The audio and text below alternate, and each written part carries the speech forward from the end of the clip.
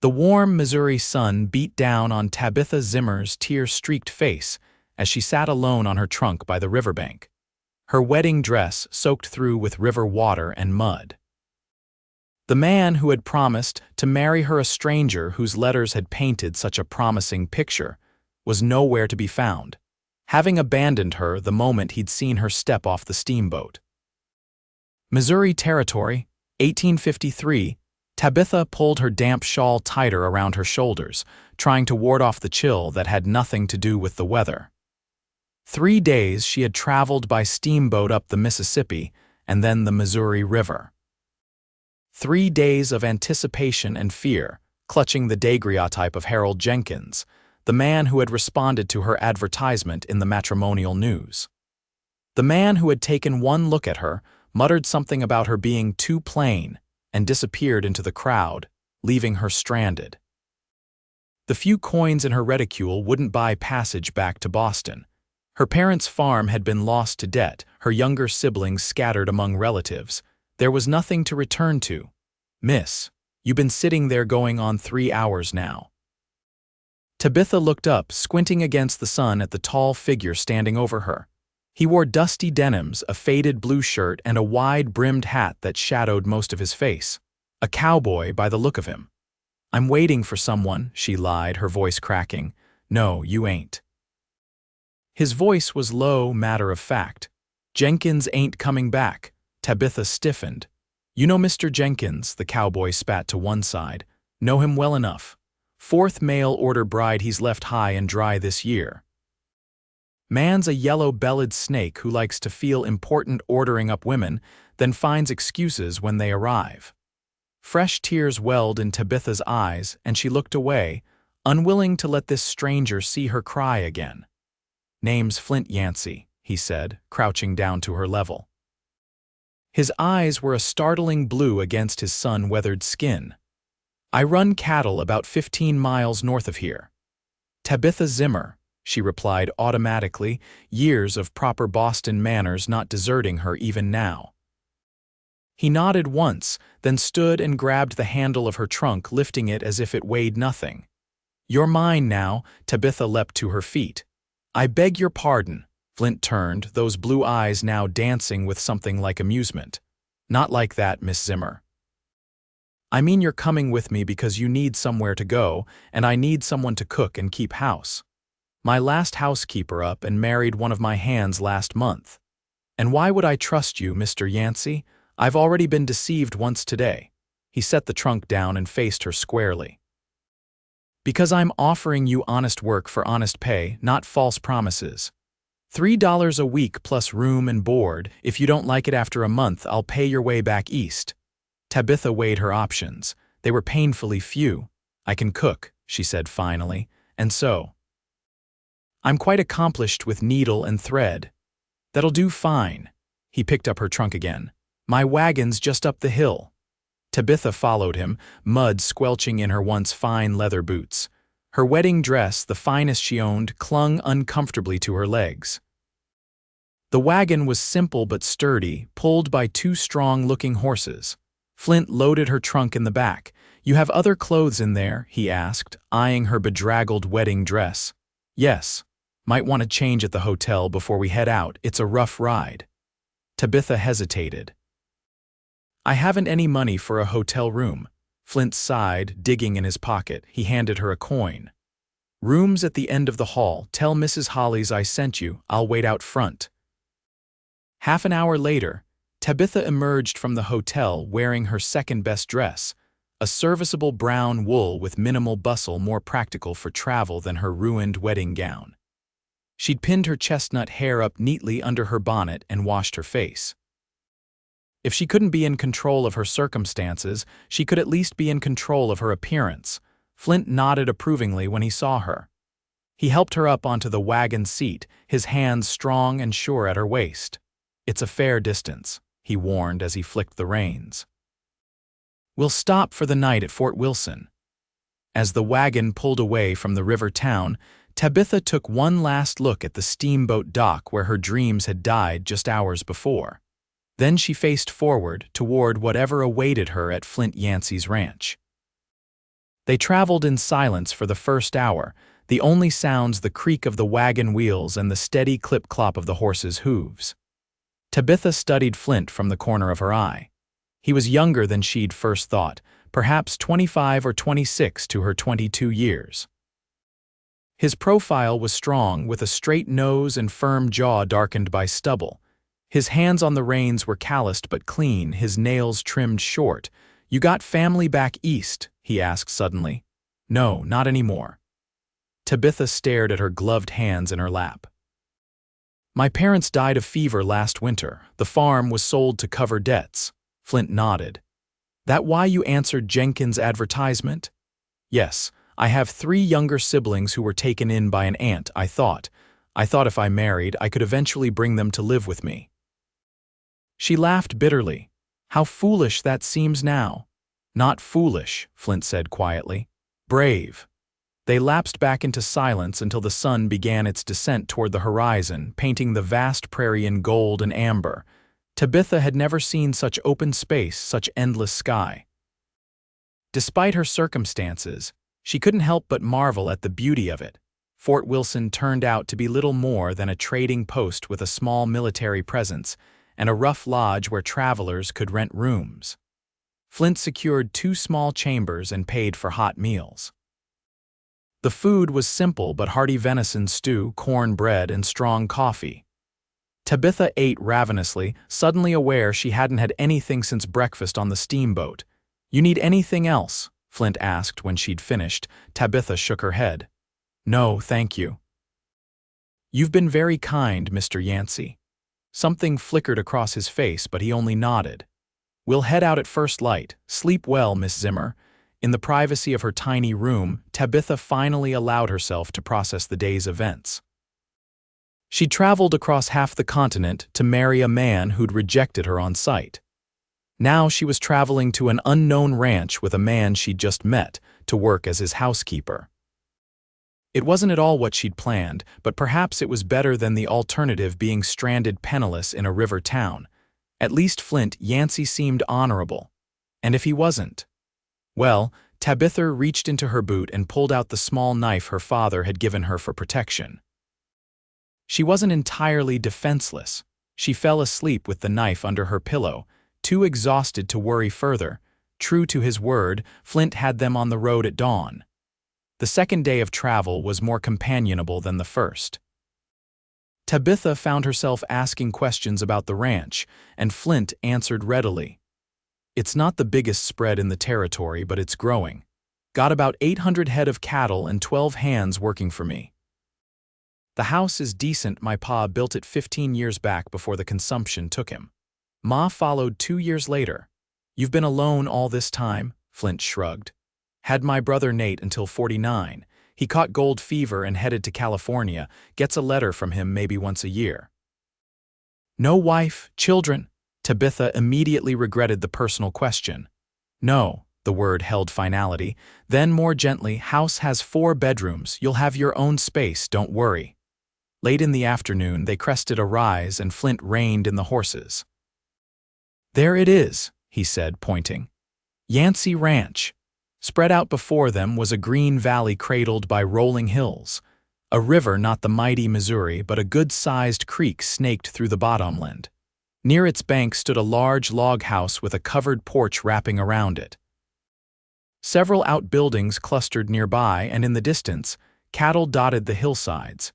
It was beautiful in a rugged, untamed way, nothing like the manicured landscapes of Massachusetts, but stirring nonetheless. "It's lovely," Tabitha said honestly. A small smile tugged at Flint's lips, the first she'd seen. "Home," he said simply, and flicked the reins. As they approached the house, a gray-haired man emerged from one of the outbuildings, waving. Flint raised a hand in greeting. "That's Theo Brown, my foreman," he explained. "Been with the ranch since my pa's day." Theo met them as Flint pulled the wagon to a stop in front of the house. "About time you got back, boss. That new bull's been causing trouble." "I'll see to him," Flint said, jumping down from the wagon. He turned to help Tabitha down, his hands firm at her waist again. "Theo, this is Miss Zimmer. She'll be taking over for Mrs. Collins." Theo's weathered face broke into a smile. Thank the good Lord, Boss has been trying to cook for himself since Mrs. Collins left. Nearly poisoned us all last week with his biscuits. They weren't that bad, Flint protested. Tell that to Burke. Man was up all night with stomach cramps. Tabitha couldn't help but smile at their easy banter. It spoke of long friendship and respect. I'll show Miss Zimmer to her room, Flint said, reaching for her trunk. Then I'll check on that bull. The inside of the house was surprisingly spacious and well-appointed. The main room had a large stone fireplace, comfortable-looking furniture, and bookshelves filled with volumes that made Tabitha's heart leap. A dining table that could seat 12 dominated one end of the room. Kitchen's through there, Flint said, nodding toward a doorway. Bedrooms down this hall. He showed her to a pleasant room with a carved wooden bed, a chest of drawers, a small writing desk, and a window overlooking the creek.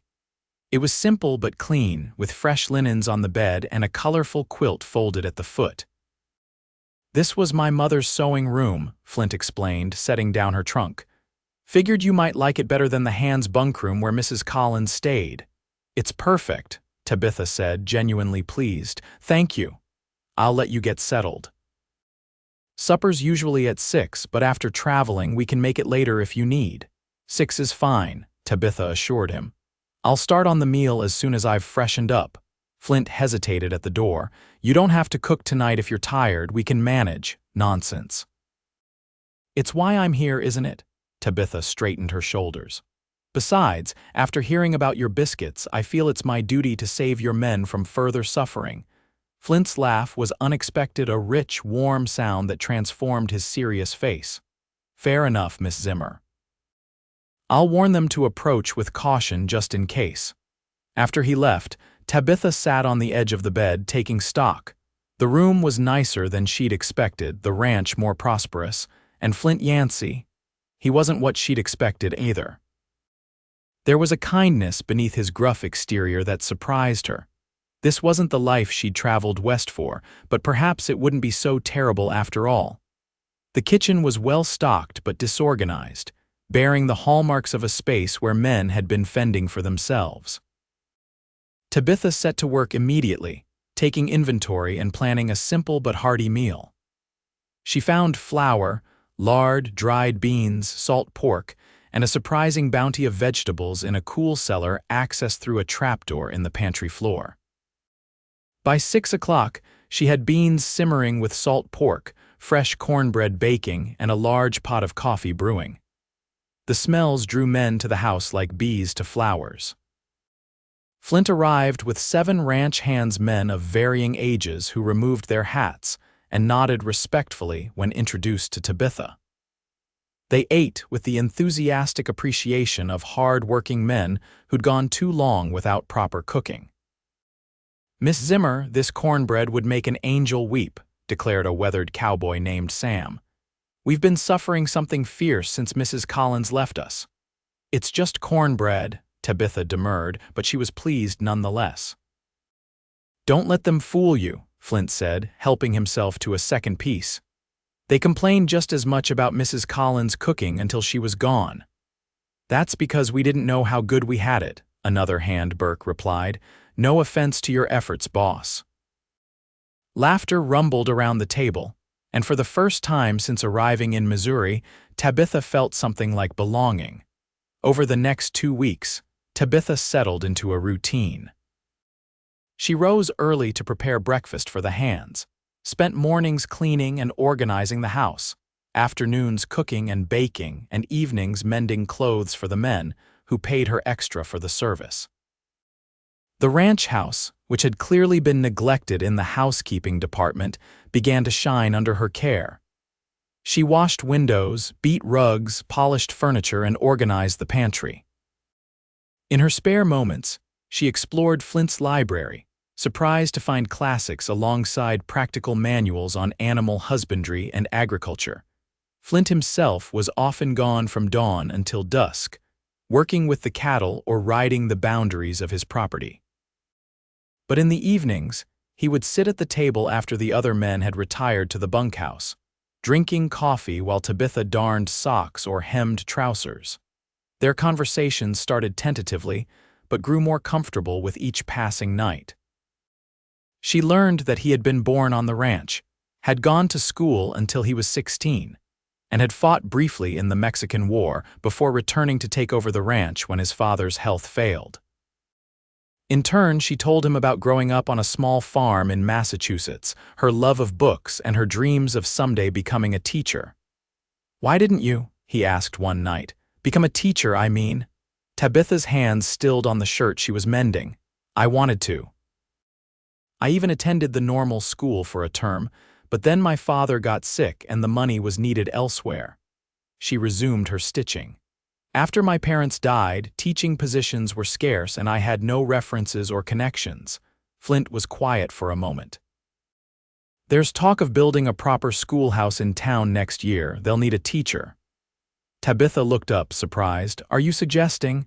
He shrugged, "Just saying. Options exist if you decide housekeeping isn't your calling." It was the first time either of them had acknowledged that her position might be temporary. "I'm quite content for now," she said carefully. Flint nodded, a small smile playing at his lips. "Good. The men would revolt if I let you go. Burke says your apple pie saved his soul." One morning in her third week at the ranch, Tabitha was hanging laundry when she noticed Flint in the corral with a beautiful Palomino horse. The animal pranced nervously as Flint spoke softly to it, one hand extended, the other holding a rope. Fascinated, Tabitha abandoned her laundry basket and moved closer to watch. Flint moved with surprising gentleness for such a large man, his voice a continuous murmur as he gradually closed the distance between himself and the skittish horse. "She's beautiful," Tabitha said when the horse finally allowed Flint to stroke its neck. Flint glanced over, seemingly unsurprised by her presence.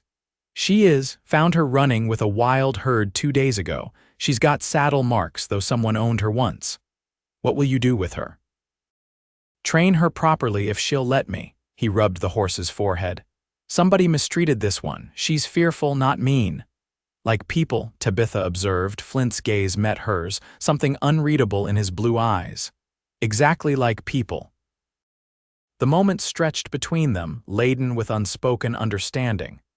"Would you like to help?" he asked suddenly. "Me, I don't know anything about horses." "You don't need to. Just stand here and let her get used to you. Horses can sense kindness." Hesitantly, Tabitha approached, following Flint's instructions to move slowly and speak softly. To her amazement, the Palomino sniffed her outstretched hand, then allowed her to stroke its silky neck. "She likes you," Flint said, a note of approval in his voice. "I'm going to call her Goldie." "Not very original," Tabitha teased. "I save my creativity for cattle breeding," he replied with a wink that made her heart skip. From that day on, Tabitha spent part of each afternoon helping Flint with Goldie. The Palomino responded well to her gentle touch, and Flint proved to be a patient teacher, showing Tabitha how to groom the horse, lead her, and eventually how to saddle her. "You should learn to ride," he said one day as they worked together. "Not proper like Eastern ladies do, but Western style." "It's more practical out here." "On Goldie?" Tabitha asked, alarmed. Flint laughed. "No, not yet. I've got an old mare named Daisy who's gentle as a lamb. We'll start with her." The riding lessons became the highlight of Tabitha's days. Flint was a demanding but fair instructor, and she found she had a natural affinity for horsemanship. Soon she was accompanying him on short rides around the ranch property, seeing parts of it she hadn't been able to reach on foot. On one such ride, they stopped atop a hill overlooking the entire valley. The late summer sun bathed everything in golden light, the cattle appearing as dark dots against the green grass. "It's breathtaking," Tabitha said, drinking in the view. "You're fortunate to call this home." "I am," Flint agreed. He was looking not at the view, but at her. "Though it's been more of a home these past weeks than it has in years." Tabitha felt her cheeks warm under his gaze. "I've merely tidied up a bit. It's more than that." Flint's voice was low, serious. "You've brought life back to the place. Light."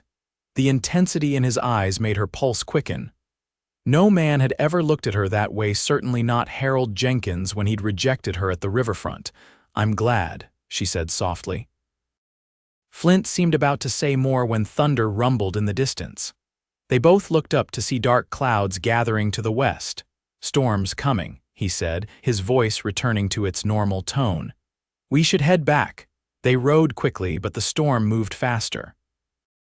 Rain began to fall when they were still a mile from the ranch house, light at first, then in heavy sheets that soaked them to the skin. "There's a line shack just over that rise," Flint shouted over the downpour, pointing. "We'll wait it out there." The line shack was small but dry, with a tiny pot-bellied stove, a narrow cot, and basic supplies. Flint quickly got a fire going while Tabitha wrung water from her skirts. "Here," he said, pulling a rough blanket from a shelf. "You should get out of those wet clothes or you'll catch your death." Tabitha clutched the blanket, suddenly very aware of how alone they were. "Turn around," she instructed. Flint obediently faced the wall while she struggled out of her sodden dress and petticoats, wrapping the blanket around herself like a shawl. Her wet hair hung in tendrils down her back. "You can look now," she said, her voice unsteady. Flint turned, his own shirt plastered to his chest, revealing the muscled contours beneath. He quickly stripped it off and hung it near the stove, leaving him in just his undershirt and trousers. "Should pass quickly," he said, nodding toward the storm. His eyes kept returning to her, then darting away as if he was trying not to stare. Tabitha moved closer to the stove, seeking its warmth. "Mr. Yancey." "Flint," he corrected. "After all this time, I think you can use my given name." "Flint," she amended. "May I ask you something?" He nodded, leaning against the rough-hewn table. "Why did you really bring me to your ranch that day? You could have just given me money for passage home or left me there entirely. Why take responsibility for a stranger?" Flint was quiet for a long moment, the only sound the patter of rain on the roof and the crackle of the fire. "When I saw you sitting there on your trunk," he finally said, "you reminded me of someone. Who? My mother." His voice grew soft with memory. "Pa brought her out here as a bride, way back when this was barely settled territory. She was from Philadelphia, originally educated, refined, not at all prepared for frontier life. Was she unhappy? At first, I think, but she grew to love it here. She was strong like you." He met her eyes. "When I saw you by that river, I saw that same strength. Even through your tears, I could tell you weren't broken, just temporarily beaten." Tabitha's heart swelled at his words. No one had ever described her as strong before. "I'm not strong," she whispered. "I was desperate. I agreed to marry a man I'd never met because I had nowhere else to go." "That takes courage," Flint countered, moving closer. "And look at you now, riding horses, managing a household, making your own way. If that's not strength, I don't know what is." He was standing right in front of her now, close enough that she could feel the heat from his body. "Tabitha," he said, her name like a prayer on his lips. "I didn't bring you here just to cook and clean." "Why then?" she asked, though somehow she already knew the answer. "Because from the moment I saw you, I wanted you to be mine, not as a housekeeper, as—" He faltered. "As what?" she prompted, hardly daring to breathe. "As the woman I wake up to every morning, as my partner, my wife." The word hung in the air between them, fraught with possibility. "But you barely know me," she whispered. "I know enough." His hand came up to cup her cheek. "I know you're kind and hardworking. I know you laugh at Theo's terrible jokes and sneak extra food to the barn cats. I know you read Shakespeare by candlelight and can bake a pie that makes grown men weep." A smile tugged at her lips. "You've been watching me?" "Every moment I can," he admitted. "And every day I find something new to admire." The blanket slipped slightly as Tabitha reached up to touch his face, tracing the line of his jaw with wondering fingers. "I came west to be a bride," she said softly. "Just not yours. Do you regret that now?" His eyes searched hers, vulnerability plain on his face. Instead of answering, Tabitha rose on her toes and pressed her lips to his. The kiss was tentative at first, then grew bolder as Flint's arms encircled her, drawing her against him. She melted into his embrace, all thoughts of propriety forgotten as the storm raged outside. When they finally broke apart, both breathless, Flint rested his forehead against hers. "Is that a yes?" "It's a maybe," Tabitha answered, though her heart was screaming yes. "Ask me properly when we're back at the ranch and I'm not wrapped in a horse blanket." Flint laughed, the sound warming her more than the fire. "Fair enough.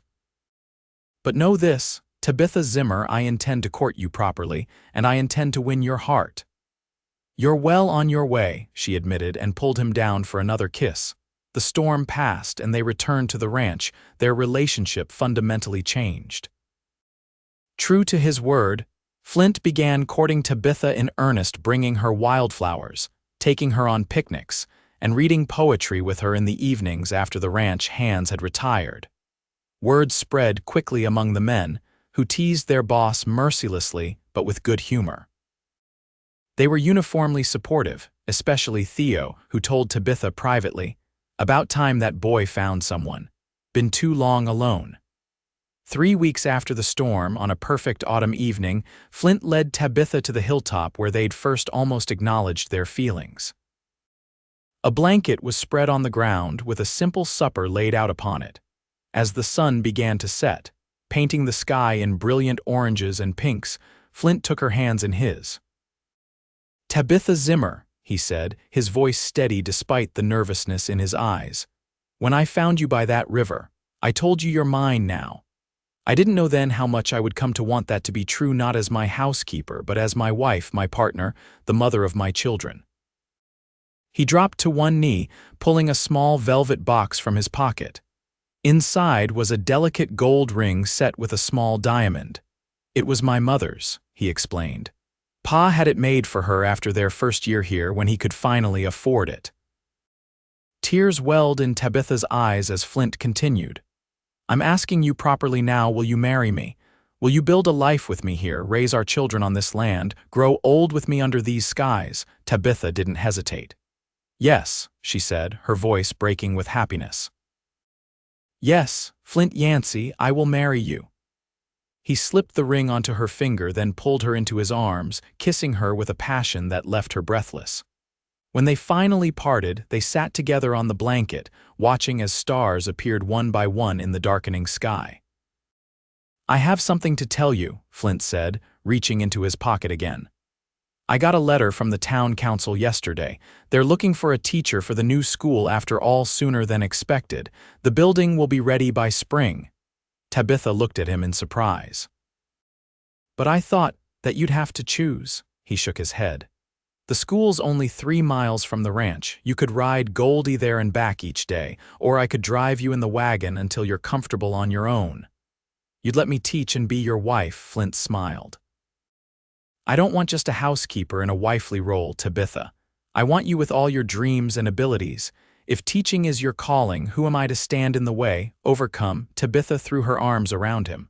"I love you," she whispered against his neck. "So much."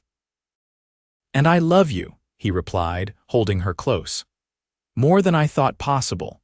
They were married 2 weeks later in the town church, with Theo standing as Flint's best man and Mrs. Holly's from the hotel as Tabitha's matron of honor. The ranch hands cleaned up surprisingly well for the occasion, and the entire town turned out to witness the union of the respected rancher and the woman who would become their children's teacher. As winter settled over the ranch, Tabitha and Flint found joy in their new life together. The house that had once felt too large for Flint alone now echoed with laughter and love. They made plans for the future, expanding the ranch, starting a family, building a life richer than either had imagined possible. At night, wrapped in each other's arms, Tabitha often thought about the twist of fate that had brought her west to marry one man, only to find true love with another. Harold Jenkins' rejection, which had seemed so devastating at the time, had been the greatest blessing of her life. "What are you thinking about?" Flint asked one such night, his fingers tracing lazy patterns on her bare shoulder. "About the day we met," she replied, nestling closer to his warmth. "About sitting on that trunk by the river, thinking my life was over." "And instead it was just beginning," he murmured, pressing a kiss to her forehead. "Our beginning," Tabitha agreed, lifting her face for a proper kiss. The first chapter of many. Outside, snow began to fall, covering the ranch in a pristine blanket of white. But inside the sturdy log house, Flint and Tabitha Yancey were warm, wrapped in the promise of their future, and the knowledge that sometimes life's greatest disappointments lead to its greatest joys.